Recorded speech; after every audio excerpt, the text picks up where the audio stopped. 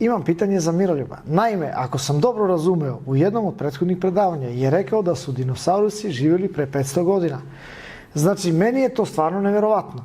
Je li to znači da su se knez Lazar, Skenderbeg i ostali junaci tih vremena šibali sa dinosaurusima? Vidi, prijatelju, postoje istorijski podaci o tome da su dinosaurusi živjeli do pre 500 godina.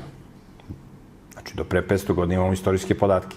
I to su te legende o zmajevima i te priče o zmajevima koje imaš širom sveta.